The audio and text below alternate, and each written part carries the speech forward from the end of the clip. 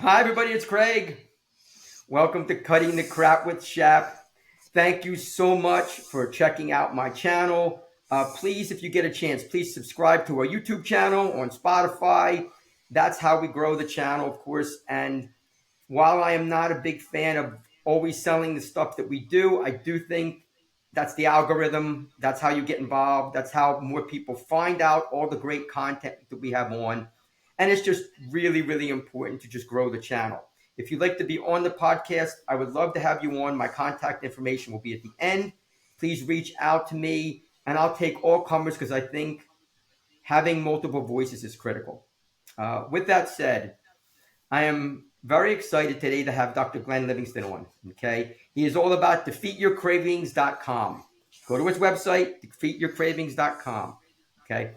Uh, Dr. Livingston is going to be talking about one of my passions, and that is food. He's going to be talking about something that I am so passionate about, something that I think I have a pretty good amount of knowledge on. But I love his story. I love the message he's going to be sending. And really, more than anything else, I just love the content he's going to be giving you because when you walk away, the goal of every podcast we do is to walk away with something. Always walk away with something. Walk away learning something, feeling inspired, or having a question to ask. Those things. Dr. Livingston, how are we doing? I'm fine. I'm excited to be here, Shap. Do I want me to call you Shap or Greg? Shop is good. Yeah. Oh, okay. I'm excited to be here. I've been looking forward to this all week. And please call me Glenn. Okay, Glenn. Yeah. So why don't we're going to just hop right into this, okay? I want you to share your story with people. Okay. It depends how much time you have, so you might need to interrupt me. Go on. Long story short, if you are familiar with the Woodbury Country Deli in Syosset, Long Island, and you ever got there and they were out of Pop-Tarts and pizza, then the odds are pretty good that I was there before you in the 90s, maybe early 2000s, which I say is a kind of cute introduction to the fact that I'm not just a doctor who wanted to work with overeaters. I'm a psychologist, by the way. Um, I'm not just a doctor that wanted to work with overeaters. I had a very serious problem myself. As a matter of fact, I specifically avoided working with overeaters in my youth because I knew I had a serious problem. And it kind of goes like this. I'm 6'4", and I'm modestly muscular, just lucky genetically. And so when I was a kid, 17, 18, 19 years old, if I worked out a couple hours a day, you know, lifted weights, did some cardio, played tennis, I could eat whatever the heck I wanted to. I mean, boxes of muffins, double pizzas. I mean, you know what I mean, right? It sounds like you've Yes. maybe been there, done that. And it wasn't a problem. I stayed thin. I was happy. I was kind of like a eating, pooping, and sleeping machine. But I'm sorry, but I was fine. I was happy about it. I thought it was like a superpower. One of my mentors, Doug Graham, taught me that. And so I went on like that until I was about 22. And something happened when I was 22 because my metabolism started to slow down, and I got married, and I started commuting 2 hours each day to in both directions to go see patients and take classes in graduate school. And then I'd get home and I'd help my wife with the business. I'm not married anymore, but my wife at the time, I'd help her with the business. God forbid she wanted to talk to me sometime. And I didn't have more than, 2 minutes a day to work out, much less 2 hours. I found a little bit of time, but the bottom line was that the food was still calling to me. It had a life of its own by that point. And so I was eating the same way. And worse than that, I felt obsessed with it. Like I'd be sitting with a suicidal patient and thinking, when can I get the next pizza? And I come from a family of psychologists, my mom and my dad and my sister and my aunts and my uncles. And everybody, when something breaks in the house, we ask it how it feels and nobody can really fix it. But being a great psychologist was always the most important thing to me. And to be a great psychologist, you have to be really present. And I never lost anybody, so I must have been compensating in other ways. But I wasn't 100% present because I was always thinking about food, and that bothered me more than the weight. It took a little while for the weight to come on. So coming from the family that I came from, I figured that there's a deep psychological trauma that I must be trying to escape. And if I could only figure out what was the hole in my heart and heal that hole in my heart, then I would be able to stop trying to heal the hole in my stomach, stop trying to fill it. And so I went to the best psychologists and psychiatrists in the New York area, and we knew them because of my family's profession. And, I cried and I screamed and I confessed my soul and I did all the things a nice Jewish boy from New York needs to do to go through psychoanalysis and analyze his traumas. And it was helpful to me on a personal level. It was helpful to me on a spiritual level, but it didn't really help with food. It's like I would get a little thinner, a lot fatter, a little thinner, a lot fatter, a little thinner, and a lot fatter, up until I was about 42 years old, when I was almost 300 pounds. But along the way, there were a couple of other things that happened that made me switch paradigms from nurture my inner wounded child and love myself thin to being the alpha dog of my own mind and really seeing overeating as a pernicious, really nasty habit of automating calorie acquisition that was assisted by industry and needed some very behavioral interventions more so than deep psychological work. The first thing was my ex-wife traveled for business every week. So I had an awful lot of time on my hands. We didn't have kids for that reason. Sad, but we didn't. And so I started a second career consulting for the same companies that she was consulting with, which was largely the food and pharmaceutical industry and a lot of work in big food. And what I saw there was astounding. I mean, they are spending tens of millions, if not hundreds of millions of dollars to engineer these hyperpalatable concentrations of starch and sugar and fat and salt and excitotoxins. And it's aimed at hitting the bliss point in your reptilian brain without giving you the nutrition to feel satisfied. And the result is that every time you're looking for love at the bottom of a bag or a box or container, there's some fat cat in a white suit and a mustache just laughing all the way to the bank. And I'm only exaggerating a little bit. It's kind of a travesty what's happening. The market drives it. That's what the market seems to want, but it's kind of a travesty. And so I said to myself along the way, this has nothing to do with what happened with my mom or that I wasn't happy in the marriage or that I had an underlying depression or that I was lonely or anything like that. This is a very powerful external force that's targeting a part of my brain that doesn't know love. The reptilian brain. Suppose this is the brainstem. The reptilian brain is the seat of the survival drives. Eat, mate, or kill, like a bad college drinking game, right? Eat, mate, or kill. When I see something in the environment, do I eat it, do I mate with it, or do I kill it? It's the mammalian brain on top of that says, wait a minute, before you eat, mate, or kill that thing, what impact does that have on the people that you love? What impact does that have on your tribe and community?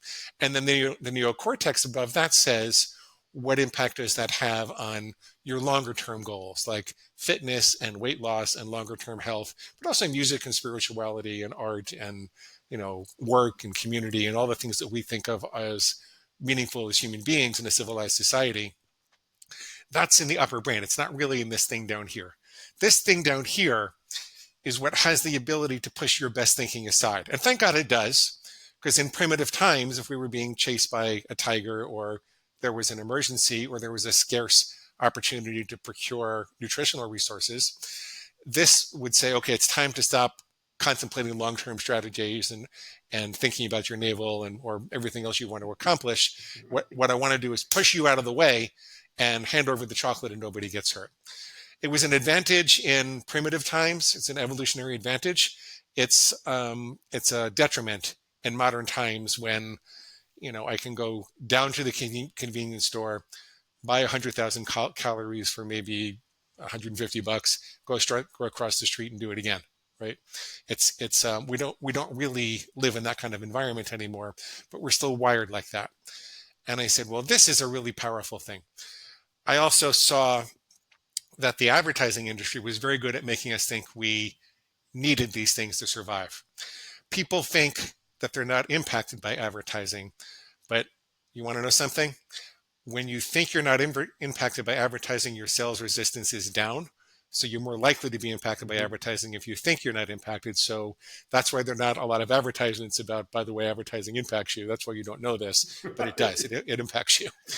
And, they would package things up in such a way to stimulate the evolutionary buttons. Like there's a thing called the variety impulse, where if you encounter a variety of colors in nature, like you see red tomatoes and blueberries and green Right. lettuce and yellow carrots, you're wired to respond to that because it signals the availability of a diversity of micronutrients, right? It gives you nutrition. You see, color equals nutrition.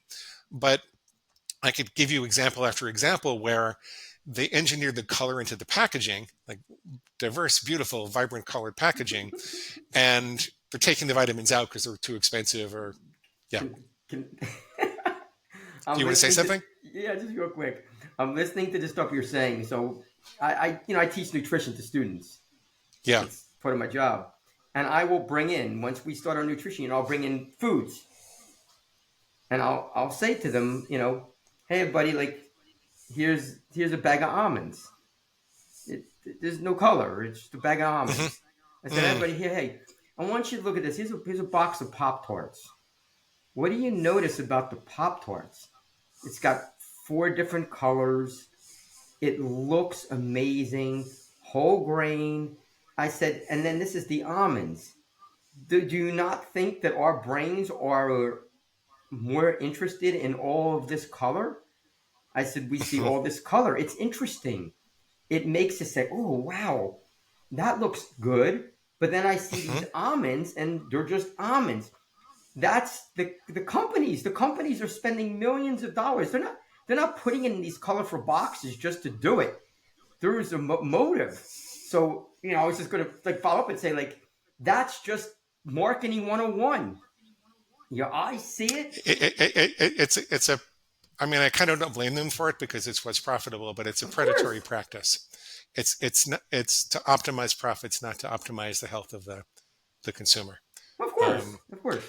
and damn it, Chap, when you and I are running the world, things will be different. That they would be totally different. But again, Yeah. before you continue, I would just interject and say that, and then I know you're going to touch on this, but a lot of it is really about being really educated. You really need to be educated on the foods that you're eating. I am still stunned at how many people do not really understand what healthy is. And again, healthy is a Well, very vague term. It's very vague, but it's pretty clear that broccoli is healthier than a Pop Tart.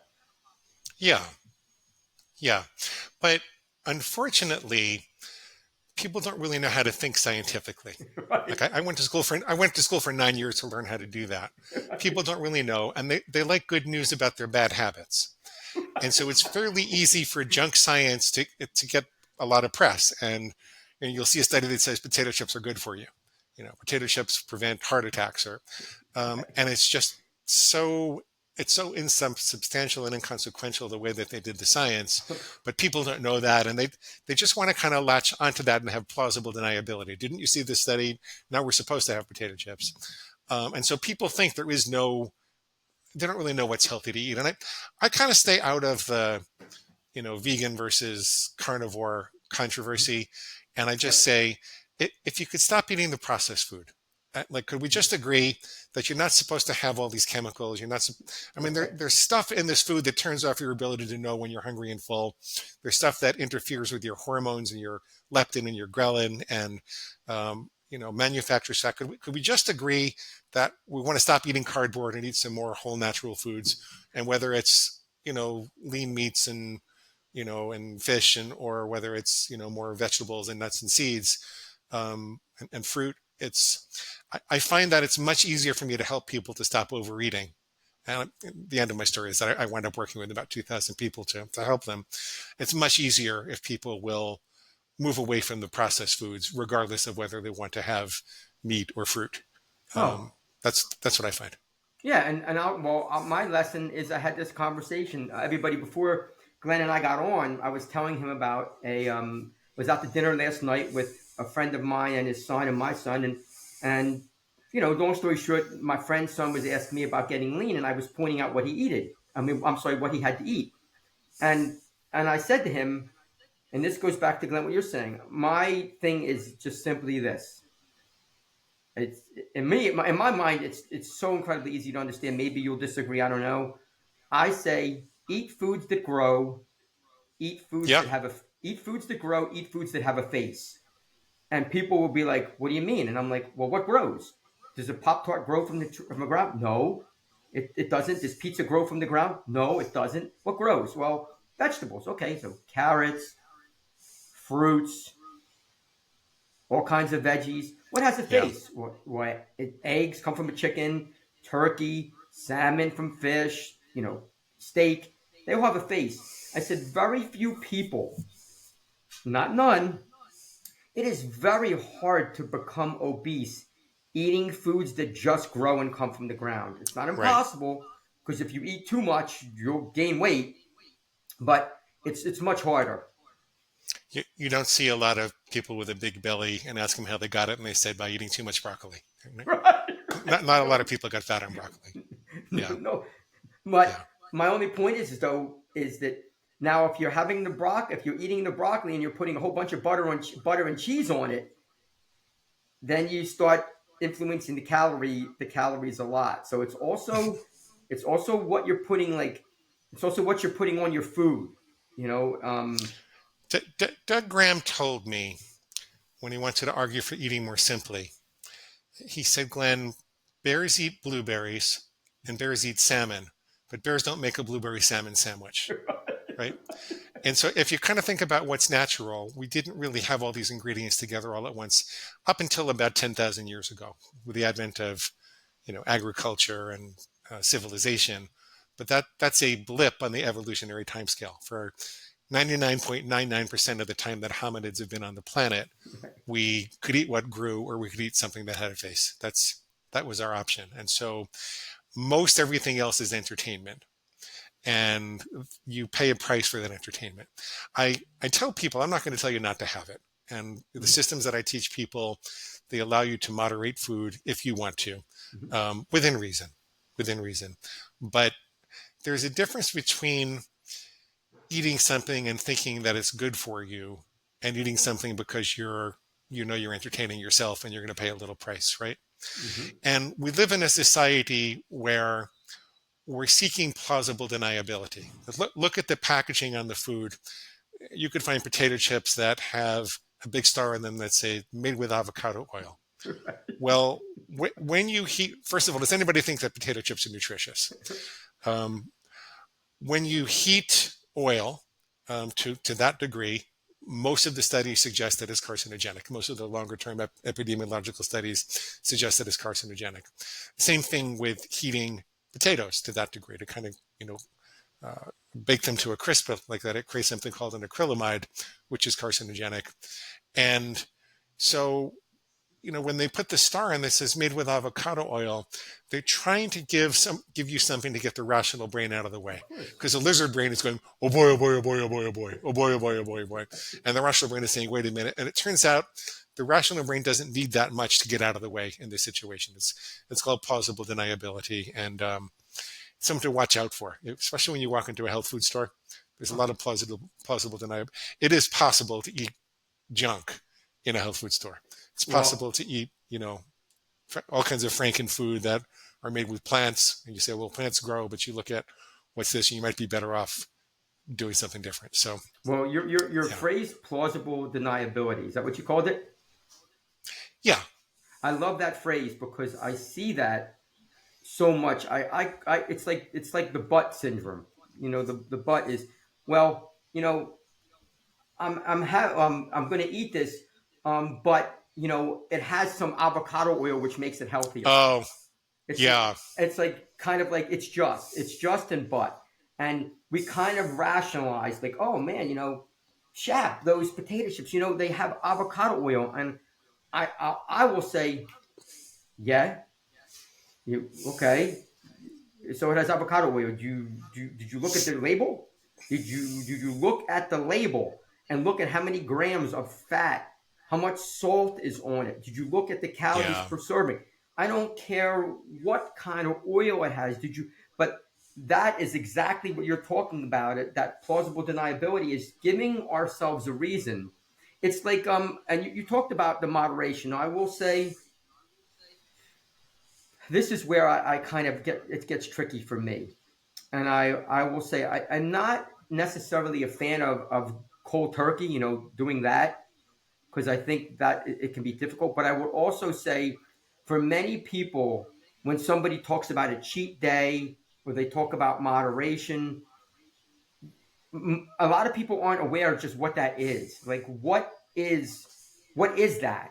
Like, if I'm nobody, and you can disagree, like if I'm eating healthy all day long and I have one small chocolate chip cookie, that's not going to make me obese.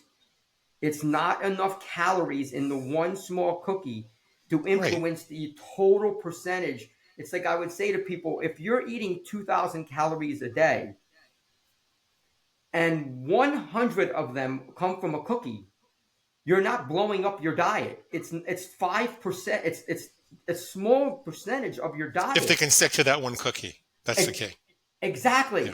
That's my point. Is that when somebody says moderation, I'll say to them, well, are you willing to moderate? Like, are you willing to? If you tell me that you're eating chicken breast and broccoli and salad and fruit, and during the day you have one small chocolate chip cookie, I will say to you, way to go. Awesome job. If on the other hand, your reptilian brain has one cookie and you're like, oh, oh my God, it's so good. Oh, and then you say to me, oh man, I had 10 of them. Well, I thought you were going to have one. You had 10. Like, what happened? And that's what I think the biggest issue, one of the issues is it's, I was going to say it's just, but it's not just anything. A lot of it is having the willingness to realize that it's not the one cookie, it's not the one potato chip. It's an accumulation of them over a lifetime of doing the same behaviors It's not what you do over. one day, it's what you do every day. Exactly, Yeah. exactly, over and over and over. And then, we call creeping weight. That was like, I want you to talk about your weight gain, but it's creeping weight. Like, you don't gain 10 pounds in a day. You're gaining 10 pounds in a year. And if you gain 10 pounds over 5 years, you've gained 50 pounds. So the Yeah. weight's just creeping on. Exactly. Exactly. So why don't you Yeah. touch on your story? Okay. Well, I could shorten it up a little bit because I want to give people some very practical information about how to stop overeating or how to moderate if they want to moderate. Long story short was that I recognized that it was not so much a love yourself thin problem as a take control of your impulses problem. Um, and I realized there are other biological drives that I thoroughly take control over, like the superior animal, kind of like an alpha wolf. For example, if I really had to pee right now, if my bladder was pressing to pee, I would say, I'm sorry, but I'm doing this interview with Shap and I've got other responsibilities and I'll get to you when I need you because I'm in charge, not you. Right? Okay. If there's a really beautiful woman walking outside, I don't run out and kiss her. Right? I actually run the other way because because I'm a little shy, but just because my testicles are pushing for a certain action doesn't mean that my mind has to agree with that action. It's a silly example, but it illustrates the fact that it's a very powerful biological urge that I'm in control over. And if I wasn't in control over that, I could get in a lot of trouble, right? Yep. Again, we're expected to be controlled. And so why can't I control this other biological urge? So people think they can't control themselves, but you really can. So I said, I just need to know when this thing is active. That's the problem. Because there are all type of excuses that I think I'm making for myself. And I need to kind of pry apart a space between stimulus and response so that I don't just see the donut store sign and run into the donut place. And before I know it, I'm in the back of the lot, eating a half a dozen donuts. Um, I need to be able to pause and figure out what's going on there. So I did this in an unusual way. There's a lot of information out there about how to be mindful and Mhm. take a breath and everything. But I wasn't even awake enough to do that. It was just such an automated habit. And I've subsequently learned that the brain really wants to automate the acquisition of calories because calories were scarce in primitive times, and we couldn't waste energy trying to get them. So it wants to automate when it finds a good calorie source. It wants to automate that, so it doesn't want you pausing and thinking about this. So here's what I did. I said I have to be 100% crystal clear about what's healthy behavior and unhealthy behavior. Otherwise, I'm not going to know what a healthy thought is and an unhealthy thought. So I said, I'm going to use a rule. I'm just going to draw a line in the sand like I will never have chocolate on a weekday again. I'll only ever have it on Saturday and no more than 2 ounces, right? Then if I'm in a coffee store after a big workout and there's a big hairy chocolate bar on the counter calling my name, and I hear this little voice in my head that says, you know what, Glenn? Forget your silly rule. It'll be just as easy to start again tomorrow. You worked out hard enough. You're not going to gain any weight. One little bar is not going to hurt you, right? When I would hear that, this is something embarrassing that I did, and I wasn't going to teach this stuff. This was just to recover myself. I said, okay, that's not me. That's my inner pig. My inner pig is squealing for pig slop. You don't have to call it a pig. You can call it a food monster. I said, my inner pig is squealing for pig slop. I don't eat pig slop, and I don't let farm animals tell me what to do.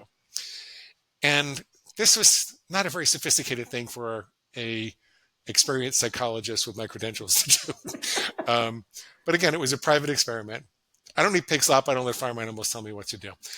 I'd set up a tripwire so that I would wake up and I would feel kind of, I feel a sense of disgust. Like, wait a minute, I don't want this thing to take control. Like, this thing is not going to be in control. I'm going to be in control. Well, as ridiculous as that sounds and as crude as it sounds, it would give me those extra microseconds at the moment of impulse to start to pry apart that space and make better decisions. Yep. Sometimes I did and sometimes I didn't. But with that space, and it became an ever-widening space, there were a lot of things I discovered that I could do to perhaps make a different decision. One of them was to breathe. If you take what we call it's yogic breathing or breathing out for longer than you breathe in, or 7-11 breaths, breathe out for a kind of 11 and in for a kind of 7, you're activating your parasympathetic nervous system, which is a part of you that says, chill out for a minute. It's okay to rest and digest and think about things, as opposed to hand over the chocolate and nobody gets hurt. So sometimes I could do that, but mostly I would try to figure out what my pig was saying and why it was wrong. So when it would say, it'll be just as easy to start again tomorrow, I'd say, whoa, wait a minute. That's not how the brain works. If I have a craving for chocolate today and I think I'll just start again tomorrow, and then I eat the chocolate, I've reinforced both the craving and the chocolate. What fires together wires together. And so tomorrow I'm going to be more likely to have a deeper craving, and I'll be more likely to think start again tomorrow. So if you're in a hole, you got to stop digging. You always have to use the present moment to be healthy. Those types of refutations, like a rational disempowerment of my pig's irrational logic, it would remove the justifications. And, I'm someone who really wants to see myself behave consistently with my goals and morals and values. And so when I set up a goal, and I wanted to think of myself as a healthy person, and I really wanted to achieve it. It was very painful to see myself break it. So if I took away the excuse, I was left with this cognitive dissonance, and I couldn't really go forward most of the time. Over the course of about 8 years for me, it only takes about a month now, but over the course of about 8 years, I figured out all the different things my pig could say. Your parents were obese, so you're doomed. Well, that's not really true, because less than half of the variance in obesity comes from genetics. It is a bad hand of cards you could be played, and I was played that bad hand of cards, but I've been thin for 2 decades now, just about. And diet and lifestyle factors are more important. It might say just one bite won't hurt. And the problem is that it's never really just a bite. And just one bite off your plan is a difference between who's in charge, you or your pig. And I want to be my pig's master. I don't want to be my pig's slave. It's a whole different life. So one little bite off plan is a whole different life. And then I had to figure out what to do if I actually did take a bite off plan. Like, how do I forgive myself and learn everything I could from it to get back on planet. I call it committing with perfection, but forgiving yourself with dignity. Can I chime in real Um, quick? yeah, sure. I think what is, first of all, you touched on a couple things that I think are incredibly critical. Um, and I'm coming back to, first of all, you talked about like what happens if you do let the pig take over. I think that is, in my mind, so critical for people. So people that are listening and watching, what I find in the wellness field, nutrition, fitness, whatever it is, being in that field, is this idealism of being perfect. Everything has to be perfect. So if I if I'm talking about what Glenn is and I walk into the store and I had a great workout and I have that chocolate bar, I've let the pig take over and now I'm worthless. Hmm. Wrong. Wrong, wrong, wrong. In that moment, the pig took over, but it doesn't mean the pig has to always take over. It just means in that moment it happened. And Hmm. I find in the wellness industry, there's a tendency to only see the best that people have to offer. This person's ripped. This person's only eating chicken breast and broccoli. You always see the best that people have. You never see when they stumble, which, by the way, in my experience, I've never met a person. I've said met. I don't know everybody, but I've never met a person who doesn't have the chocolate from the pig one time, ever. It doesn't make us a bad person. It doesn't make us a failure. It doesn't mean we're worthless. It just means in that one moment, for a million reasons, there's a million reasons why in that moment the pig was able to dominate. But the issue becomes it doesn't have to be all of the time. And we have to get away from that narrative of everything has to be exactly as planned all the time. Now it said it took you 8 years, right? Hmm. Right, 8 years. Think about when is the last time everybody listening, when is the last time somebody said, give yourself 8 years? Here, never, never, never, ever, ever. Because that is the one of the issues with the fitness and wellness industry. Because if somebody said, hey, Glenn, it's going to take you 8 years, nobody would do it Right. because it's 8 years. But when somebody says, you can get ripped in 10 days. Really? Sorry for that rant. That's okay. It frustrates me also. Lose 30 pounds in 30 days, that kind of thing. Right, It right. frustrates me too. If I could, there's some useful perspective on perfectionism, which is very uncommon that most people don't know, that I'd like to share because it can help you to Please. let go of that all or nothing mentality. Okay. So my phrase for leveraging this is to commit with perfection, but to forgive yourself with dignity. It's popular because it is very difficult to extinguish cravings and stop eating sugar and flour and processed food and things like that. It's popular for people to say, well, progress not perfection, I'm just going to do the best I can. that, there's a problem with that.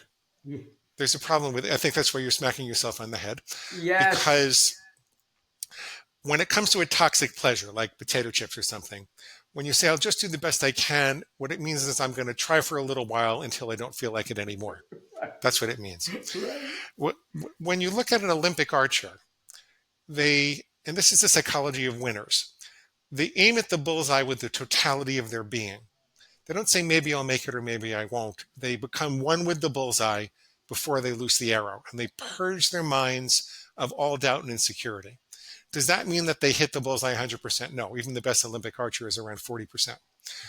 However, the way that they treat the mistakes is also critical. A winner looks at the mistake and says, okay, I missed the bullseye. By how much and in what direction, and what can I learn from it to adjust my aim next time? If you do that, you will get progressively better because we are learning machines. That's what the brain is meant to do, to get progressively better. Set yourself a goal, aim at it with perfection, commit with perfection, but then forgive yourself with dignity so you can say by how much and in what direction and what are the things I need to do next time. What they don't do is say, oh my God, I'm a pathetic archer. I might as well shoot all the arrows up in the air. I'm never going to get this. Let's just forget it entirely, right? But for some reason with food, when we make a mistake, that's what we do. Yippee, all bets are off until tomorrow. So I try to get people to adopt that committing with perfection and forgiving yourself with dignity. Interestingly, your pig wants you to do just the opposite. It wants you to commit in a wishy-washy way, progress, not perfection. But then if you make a mistake, it will say, if you're not perfect, then you're nothing. And therefore, I'm free to eat everything that I want to. So you kind of can't escape the use of perfectionism. And if you remember that there's an energy in it that just has to be harnessed when you're aiming at the goal, but relinquished when you're analyzing mistakes.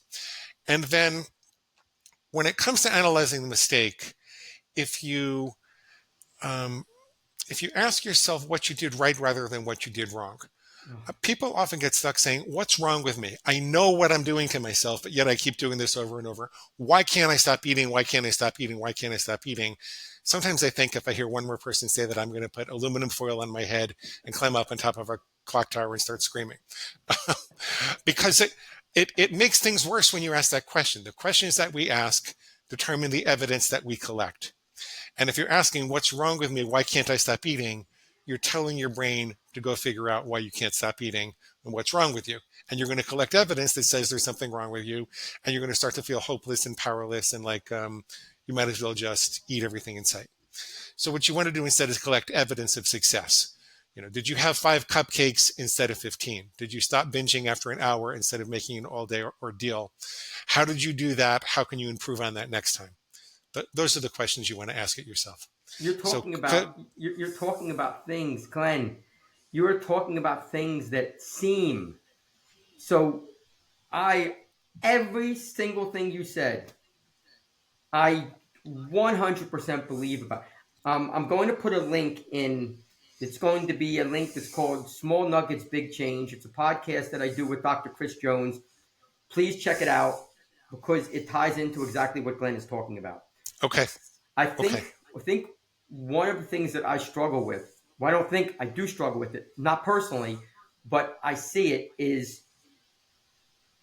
you're talking about the way our mind and brain think that you're so right about this idea of perfection and the way you process thinking positively. Like I would say exactly the same thing. Hey, you know what? Hey, listen, I had the one cookie today. I didn't have 10.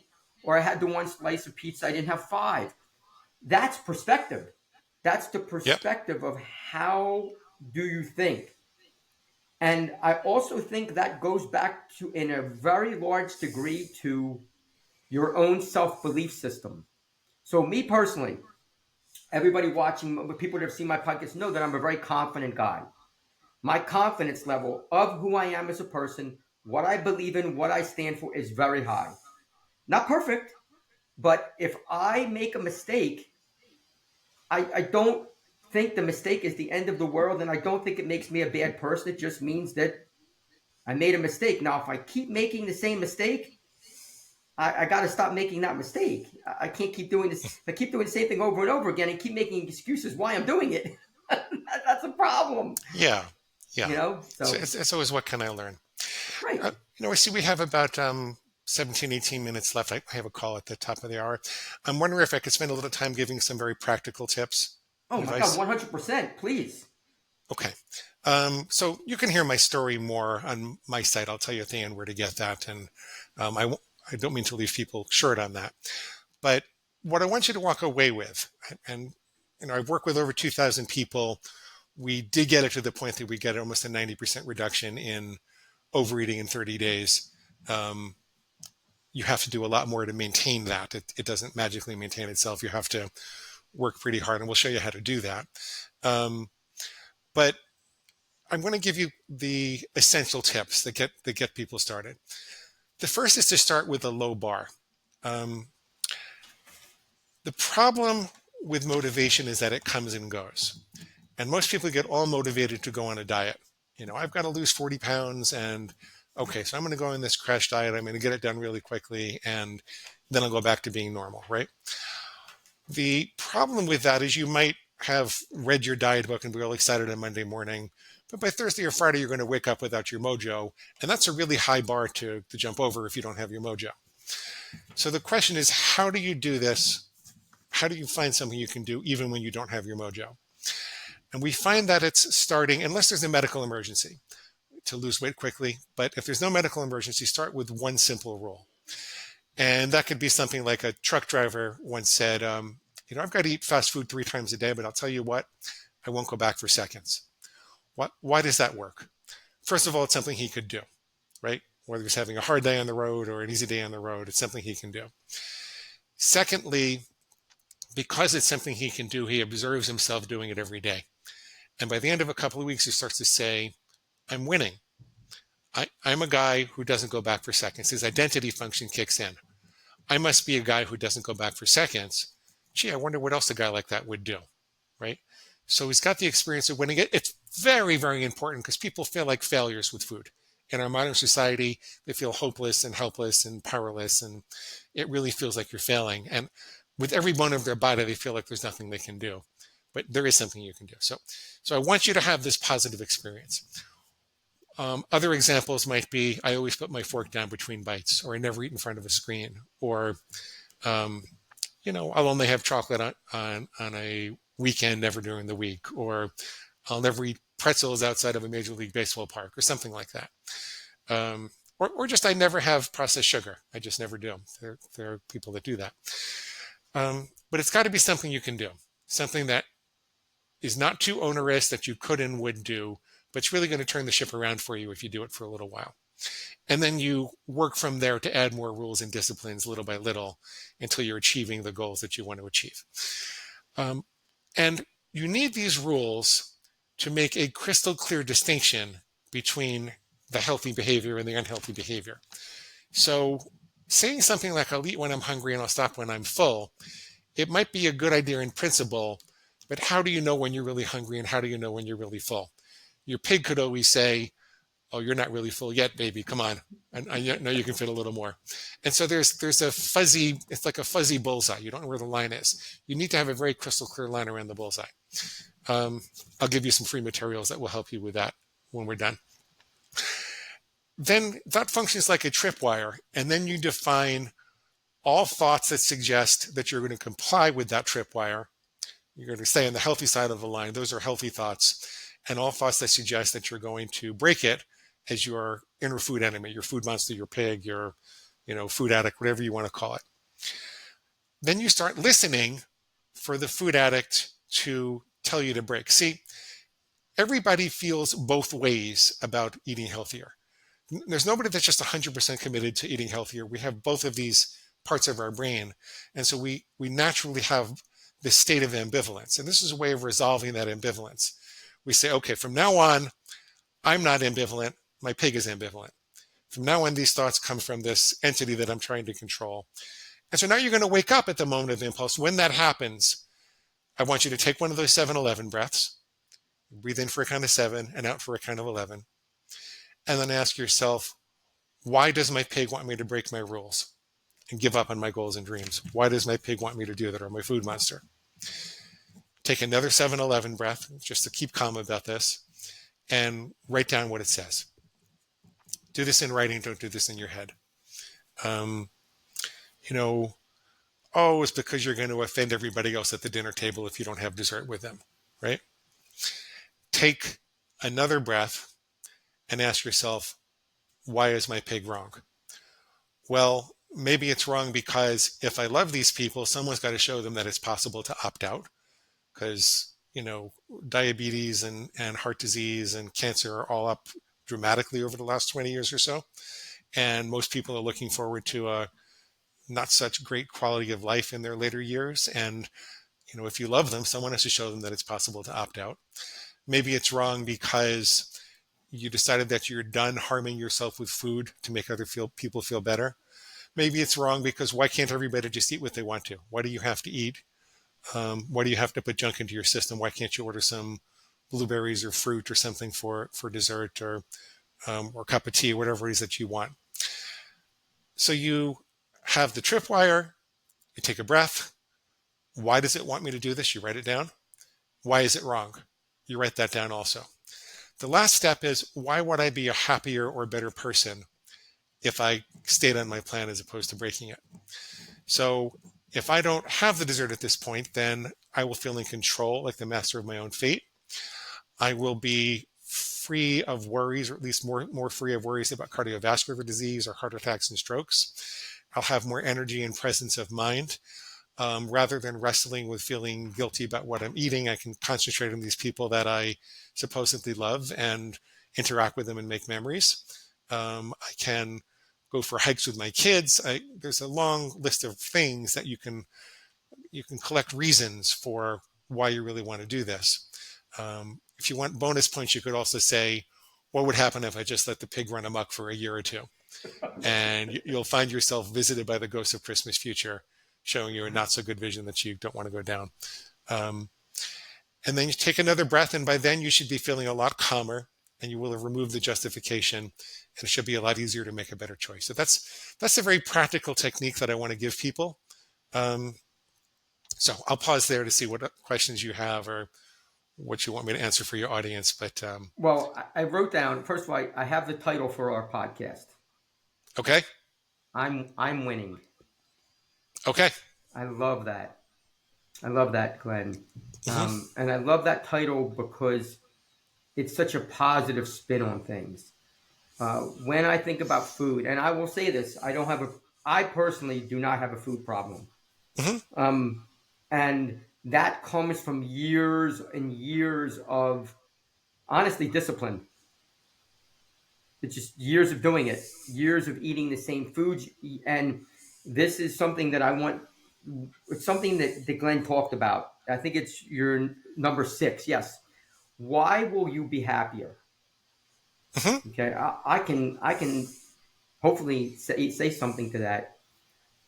If you had a year, let's say you were overweight and you really wanted to lose weight. If you followed Glenn's guidelines for a year, and you got to the end of the year and you had lost all this weight, I can tell you why you'd be happier. Well, first of all, you'd feel so much better and you'd have so much more energy and you would look better and you'd be more confident and you'd be healthier and you'd have less chance of a disease. That's just off the top of my head. Mm-hmm. Those are things that I call them results oriented. These are the results that come from the decisions you've made. And I love your breathing techniques, because what I find there is it takes some of the impulse away. It takes some of the Mm-hmm. pig impulse away. By doing that 7-11 breathing, it gives a lot of times people don't take they can't pause. Like it's very impulsive. Like, oh, there's the chocolate bar. Oh, it's just a chocolate bar. Instead of like doing that breathing, and the thing you touched on first, I'm going to tie this into my fitness stuff.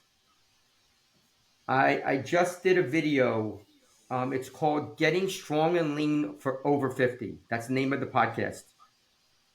Point number one. There's 10 points. Number one is start slow. Mm-hmm. Number one, Mm-hmm. start with a low bar. Glenn, I love that. I love that. I think that is critical, because and now people are going to push back. Oh, you got to go for it. You got to go gusto. That's bull. That is bull. Will that work for some people? Of course. Of course. Some people can go cold turkey. Some people can make change right away. Some people could do that. Not the majority of people. And if it was the majority of people, the diet industry would be out of business. It's not the majority of people. Most people, in my experience, and I'm sure in Glenn's experience, you need to have the bar low. So once you reach the bar, now you can raise the bar up. And then you can raise the bar up again. If the bar's here and you're down here, well, let's say you get to there. oh, I'm a failure because I didn't get to hear. It doesn't work like that. So that's just my take. I It's my take also. That's I my I, take also. I guess one of my questions would be, um, what do you do if people are just really struggling? Well, most people are struggling. Most people are struggling, and I get them to breathe. I explain to them that panic creates overeating. Panic creates the perception in your brain that this is an emergency and it needs resources as soon as possible. So unless the doctor says it's an emergency and he wants you to lose, 5 pounds a week, tell them to aim for about a pound a week, and maybe for the first couple of weeks, try not to lose weight at all. Um, th- th- yeah, this is I, the subtitle of my book is called "Defeat Your Cravings: The Back Door to Weight Loss," because I've discovered that when you really focus on weight loss, you don't lose weight. When you Right. really right, but if you focus on taking control, on calmly and confidently taking control, and enjoying your food, and um, enjoying the sense of mastery that comes along with this, enjoying the sense of winning that comes along with this, then that panic goes away and suddenly things are possible that seemed impossible your whole life. So that's my core message. We didn't really get to talk about the science of it, but there's a lot of scientific misunderstanding about how cravings are formed and how they go away. That causes people to make mistakes all the time. So I'll give people some free resources to understand that if they like. Um, but there's a lot of misconception in the culture. There's a lot of obfuscation of the truth.